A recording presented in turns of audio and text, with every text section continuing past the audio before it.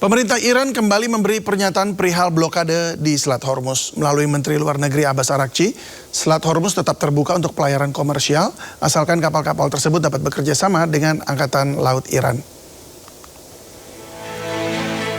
Kapal-kapal terlihat terhenti di Selat Hormuz pada hari Kamis di tengah pembatasan navigasi yang terus diberlakukan Iran dan blokade Angkatan Laut Amerika Serikat yang berkelanjutan terhadap pelabuhan-pelabuhan Iran.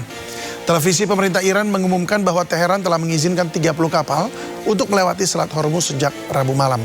Hal tersebut menyusul Menteri Luar Negeri Iran Abbas Araghchi yang menyatakan bahwa Iran akan mengizinkan kapal-kapal untuk lewat jika mau bekerja sama dengan Angkatan Laut Iran.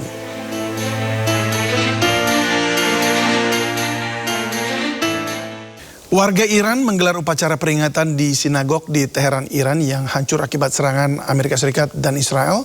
Tempat ibadah umat Yahudi tersebut hancur dibom Amerika Serikat dan Israel.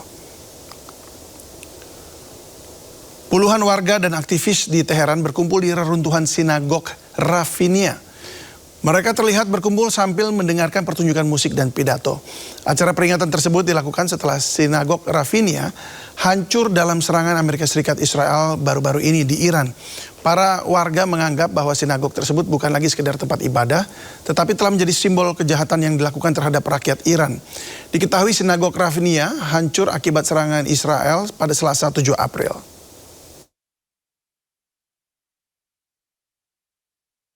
Kapal selam nuklir milik Amerika Serikat dilaporkan terlihat di wilayah perairan Gibraltar. Kemunculan kapal selam ini dinilai sebagai signal kekuatan Amerika Serikat di tengah ketegangan yang meningkat antara Amerika Serikat dengan Iran.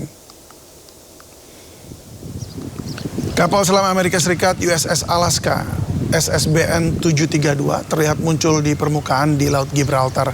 Kemunculannya di gerbang antara Samudra Atlantik dan Laut Mediterania ini dikawal ketat oleh Angkatan Laut Inggris. Kapal selam USS Alaska ini mampu membawa hingga 20 rudal balistik berhulu ledak nuklir. Hal ini dinilai sebagai signal kekuatan Angkatan Tempur Amerika Serikat di tengah ketegangan antara Amerika dengan Iran.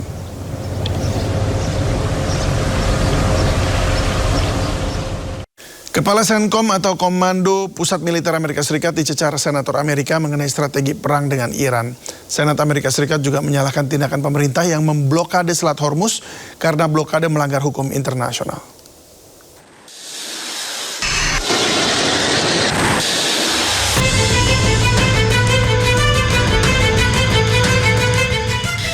Perdebatan sengit terjadi selama sidang Senat ketika Senator Tammy Duckworth menantang Kepala Senkom atau Militer AS mengenai strategi perang dengan Iran. Tammy menantang Laksamana Brad Cooper menjabarkan strategi menghadapi Iran dan status hukum tindakan AS yang memblokade Selat Hormuz. Tammy juga menegaskan bahwa blokade Selat Hormuz yang dilakukan AS dapat dianggap sebagai tindakan perang atau ilegal dalam hukum internasional. Senator AS itu juga menuduh pemerintahan Trump mengirimkan sinyal yang membingungkan tentang tujuannya berperang dengan Iran. And now, he said that it's a reopening of the Strait of Hormuz, which is a reminder was open before the war began. So if we don't know what we're fighting for, we certainly don't know how long we'll be fighting. And that Iran is clearly still capable of controlling the Strait of Hormuz. Americans are not safer. Dicecar sejumlah pertanyaan mengenai deadline perang dan blokade di Selat Hormuz, Komandan Militer AS tidak bisa berbicara banyak. Tanpa menjelaskan dengan detail, Brad Cooper hanya berbicara bahwa jangka waktu blokade ada di tangan kepemimpinan. Senator, I think it's important from a military perspective that my advice related to options be provided to both the Secretary and the President. We've done that. The decisions on timeline and execution are up to our civilian leadership. Blokade yang dilakukan pemerintahan Trump di Selat Hormuz dinilai senator merugikan warga Amerika. Salah satunya menyebabkan harga minyak di AS melonjak. Padahal Selat Hormuz sebelumnya terbuka untuk Amerika jauh sebelum perang dengan Iran dimulai. Sebanyak 39 pesawat militer Amerika Serikat dilaporkan hancur dan rusak selama perang melawan Iran.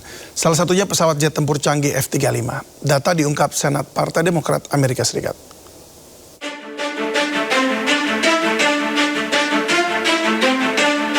Pesawat militer Amerika Serikat dilaporkan hancur dan rusak selama perang melawan Iran. Salah satunya pesawat jet tempur canggih F-35 Lightning II yang ditembak jatuh di wilayah Irak. Selama pecahnya perang pada 28 Februari hingga 7 April, sebanyak 39 pesawat militer Amerika Serikat hancur dan 10 lainnya mengalami kerusakan dengan berbagai tingkat keparahan. Selain pesawat F-35 Lightning II, pesawat F-15 dan Thunderbolt milik AS ikut hancur ditembak jatuh militer Iran.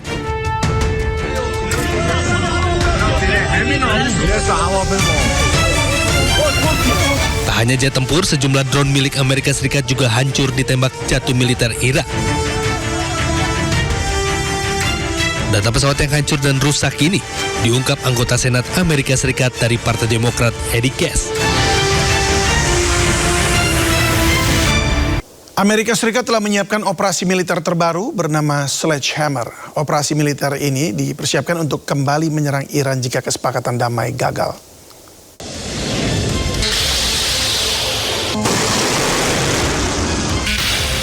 Meski berbagai upaya telah ditempuh, namun kesepakatan damai antara Amerika Serikat dan Iran masih belum kunjung tercapai. Di tengah kebuntuan negosiasi, AS dilaporkan telah menyiapkan operasi militer terbaru bernama Sledgehammer untuk menyerang Iran jika kesepakatan damai gagal. Operasi militer tersebut hanya berganti nama dari operasi militer sebelumnya yang bernama Epic Fury untuk menghindari pelanggaran War Powers Act atau Undang-Undang Kekuatan Perang. Sejumlah pejabat Amerika Serikat yakin bahwa penggunaan nama operasi baru tidak melanggar War Powers Act. Undang-undang tersebut membatasi waktu 60 hari kepada Presiden AS dalam melancarkan perang melawan negara asing tanpa persetujuan Kongres. Diketahui operasi militer Epic Fury telah berakhir pada bulan April lalu, meskipun AS dan Iran belum mencapai kesepakatan damai. Kedua belah pihak telah berupaya mengajukan proposal damai, namun hingga kini masing-masing pihak saling menolak syarat-syarat yang diajukan. Menteri Luar Negeri Iran Abbas Araghchi menyebut semakin Amerika Serikat mengancam, semakin mereka gagal. Ia juga mengatakan tidak ada solusi militer di Iran pada pertemuan BRICS di New Delhi, India. ما به این تهدیدهاشون عادت داریم. اینها بالاخره مدت هاست که به اشکال مختلف به شیوه های مختلف تهدید خودشون تکرار میکنن.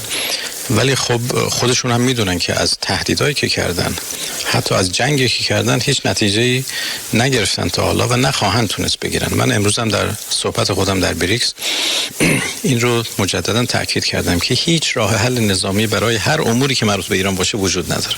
ایران در مقابل تهدیدها محکم میسته، سرخم نمیکنه. این رو دیدن، تجربه کردن، 40 روز با ما جنگیدن، نتیجه‌شو دیدن.